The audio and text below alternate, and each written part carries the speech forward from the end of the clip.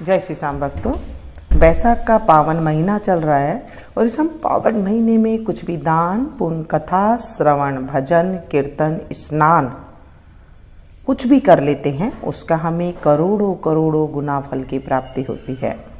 इस मास में अगर हम सूर्योदय से पहले उठ करके अगर स्नान भी कर लेते हैं और कथा का श्रवण भी कर लेते हैं तो भी हमें बैसाख मास में व्रत करने का जितना फल मिल जाता है।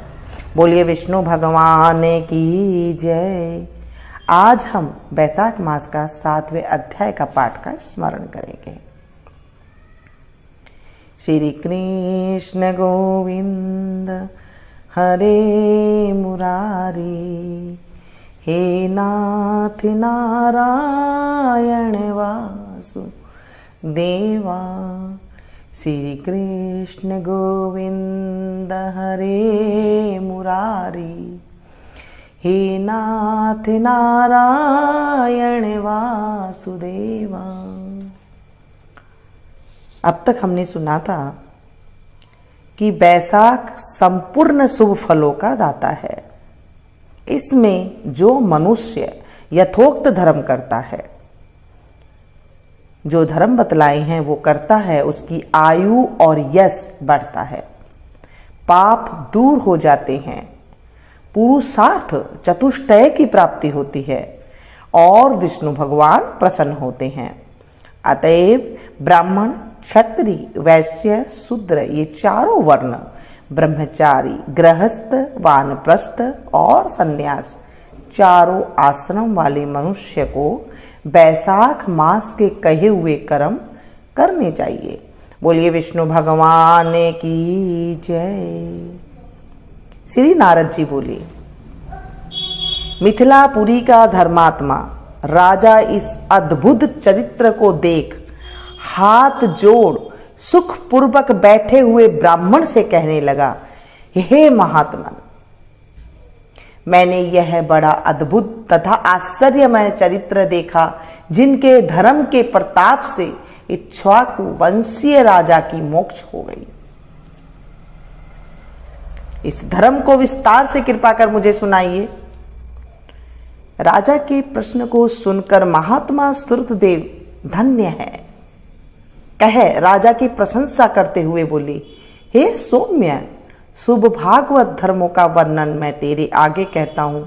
इनको जान लेने से प्राणी सांसारिक जन्मादि बंधनों से छूट जाता है। बैसाख में जो धर्म है, जैसे जल का घड़ा देना, प्याऊ लगाना, मार्ग में छाया करना, बावड़ी, कुआं, तालाब, धर्मशाला बनवाना, सूर्योदय से पहले प्रतिदिन स्नान करना, मधुसूदन भगवान का सुगंधित कोमल पुष्पों से पूजन करना, कथा सुनना, मार्ग में थके हुए की हवा करना, श्रम को दूर करने वाला गोरस, गुड़ का शरबत पिलाना, जूता, खड़ाऊ, छतरी, पंखा, तिल, शहद, ईख, कपूर, कस्तूरी, चंदन आदि सुगंधित वस्तु, सैया, खाट, फल, दही, नैवेद्य इत्यादि दान करना, गौ को घास डालना, अन्न दान इत्यादि करना, शरीर पर तेलादि मर्दन न करना, पत्तों पर भोजन करना, यह सब धर्म बैसाख मास में उत्तम है। स्त्रियों को माधव भगवान का पूजन फूलों से करना चाहिए। ऐसा न करने से पुत्र, आयु तथा पति सुख प्राप्त नहीं होता है। बैसाख मास में जल व अन्नदान भूखे प्राणियों को अवश्य करना चाहिए।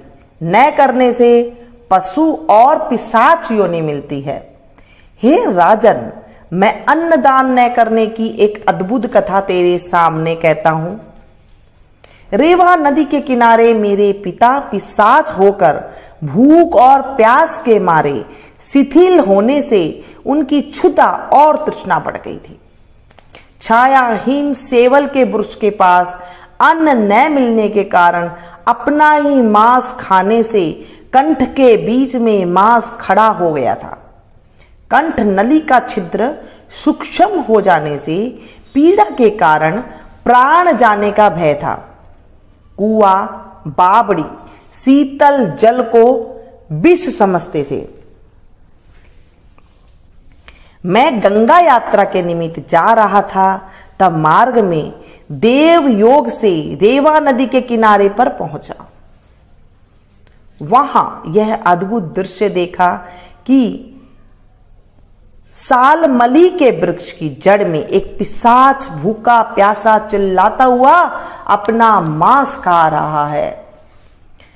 वह पापी मुझे मारने के लिए दौड़ा, परंतु मेरे तेज के मारे निहित हो गया। मेरे हृदय में दया उत्पन्न हुई।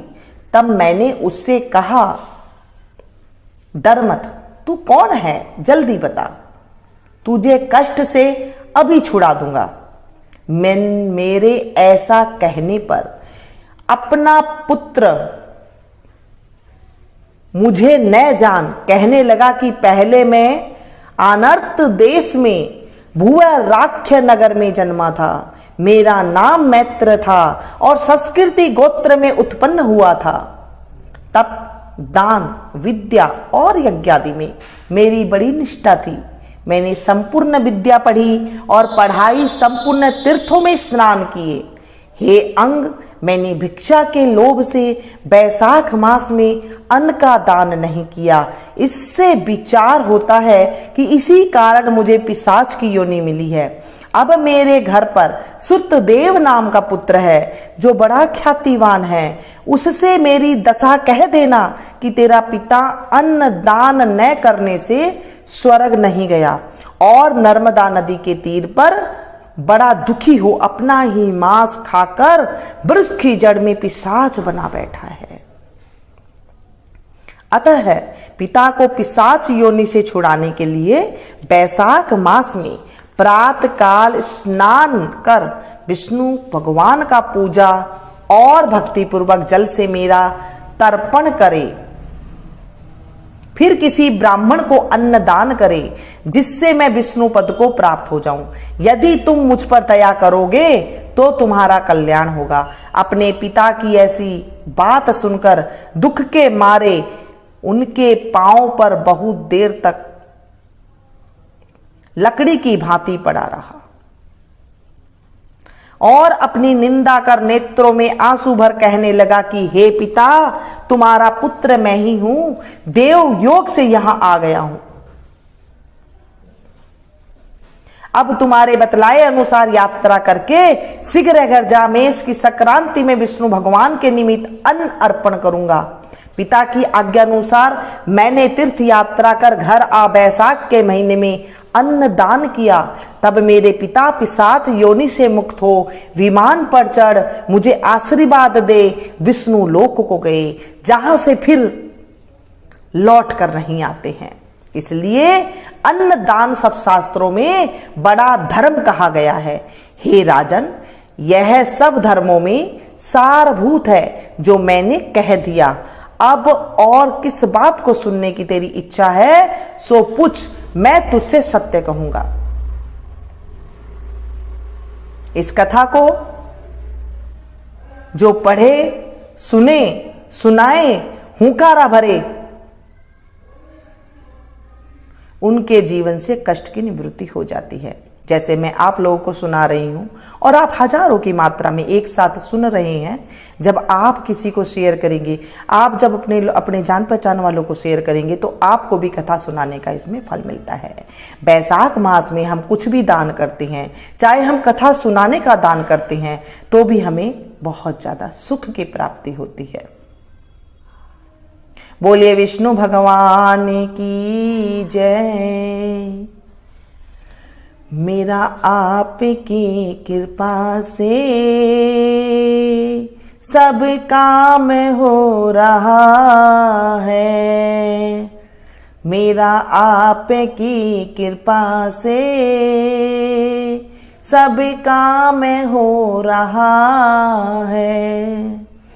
करते हो तुम कन्हैया, मेरा नाम हो रहा है। करते हो तुम कन्हैया, मेरा नाम हो रहा है, मेरा आपकी कृपा से सभी काम हो रहा है, मेरा आपकी कृपा से सभी काम हो रहा है। आप सभी से नम्र निवेदन है कि अगर आपने मेरे चैनल को सब्सक्राइब नहीं किया है तो प्लीज़ कर लीजिएगा। इससे होगा ये, जब भी जैसे भी मैं कोई वीडियो अपलोड करूँगी उसकी जानकारी आपको तुरंत मिल जाएगी और आप मेरी ऐसी जानकारी की वीडियो को मिस नहीं कर सकेंगे। हाँ, पास में जो बेल आइकन है उसे ज़रूर प्रेस कीजिएगा। इससे होगा ये, जब भी जैसे भी मैं कोई वीडियो अपलोड करूँगी उसकी जानकारी आपको तुरंत मिल जाएगी। मिलते हैं फिर से एक नई वीडियो में, नई कथा के साथ, नई जानकारी के साथ। तब तक आप लोग देखते रहिए मनोसंगीत।